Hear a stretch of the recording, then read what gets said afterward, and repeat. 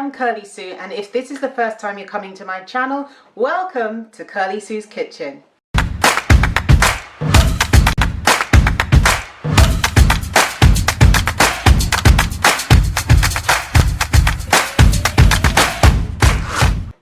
Today I'm going to be showing you how to make vegan Christmas dinner. You know, sometimes people struggle to make a vegan Christmas dinner either because they're new to being a vegan and this is their first vegan Christmas, or they have somebody coming to Christmas dinner and that person is a vegan. They have a friend or family member who is a vegan and they're thinking, oh, I don't know what to make for them. Then this video is perfect for you. So there's a number of things I'm going to highlight today, and the links to all the different videos that I'm going to highlight today are in the description below. So the first one is kind of like a wreath shape in terms of how it looks. It looks really pretty. So this vegan Christmas dish is basically, it's got roast potatoes, it's got candied carrots, it has kind of these meatball type things and so forth. It's a wonderful dish and it has a gravy that you pour over it as well. It is delightful. You can add to it as well. And then I've used pea shoots and microgreens to make it look more like a wreath and put it around the plate. It's really tasty and it looks pretty as well, because sometimes people make vegan dishes and you think, well, no, it might taste nice but it doesn't look appetizing, and you want it to look a bit special for Christmas Day. So this is a dish that I created just for that occasion. It's quite easy to make, so the link to the recipe video is in the description below. So that's the first one you can make. The second one is a vegan version of a beef Wellington.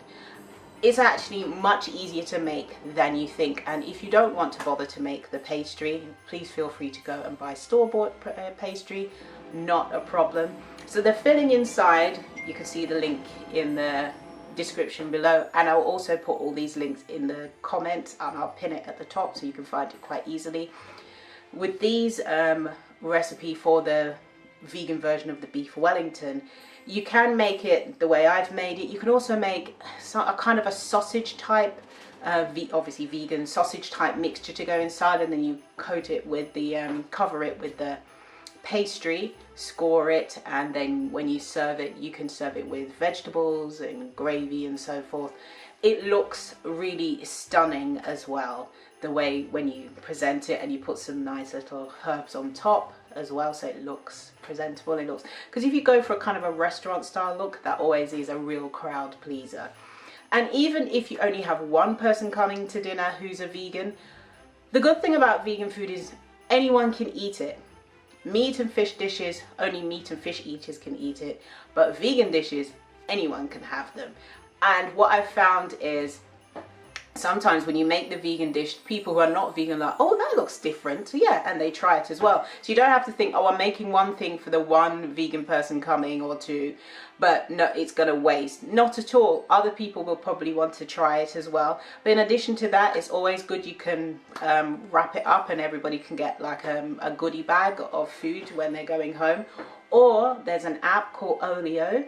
I'll put the link in the description below. Olio, if you go onto that app and you put in there, I have this available, it will alert people who are nearby and they can basically message you and say, yes, I would like whatever it is you're giving away. Usually you can give away mainly food, but there's other items you can give away as well. So if you have excess food, you can use the app to give food away to other people. So yes, so that is the vegan version of the beef Wellington. With these dishes, it's always great to have a nice gravy. Now, gravy that you make from the powder, okay, is okay, but if you make it from scratch, it is so lovely. And this recipe I have, it's actually not that difficult, and it has stuff you probably have lying around your kitchen anyway. So click the link in the description below to see the recipe video on exactly how to make that. I promise you, you are going to love this gravy. I have two desserts for you. One of them is a raspberry panna cotta dessert. Again, click the link in the description below. And this is really good. You can play with the shapes of this.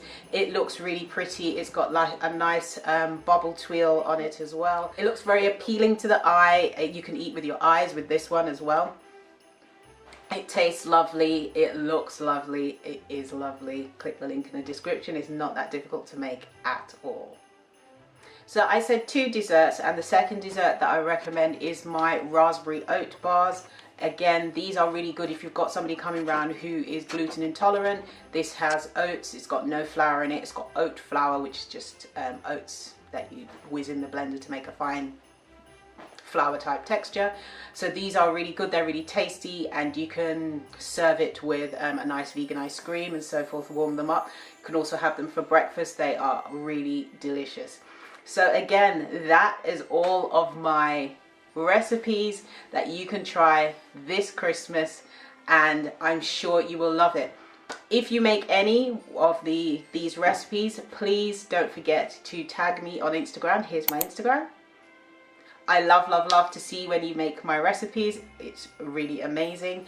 And again, if you have any food left over and you want to share it with somebody who may have less food, check out the Olio app. Here's a link to the Olio app, and here is the Olio logo, because Olio is kind of a different word to spell as well. And that's it. Have a Merry Christmas. Eat good, eat clean, eat blessed. Thank you so much for watching. See you next time. Bye.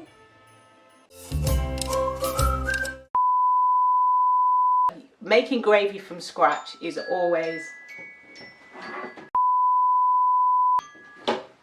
Hello?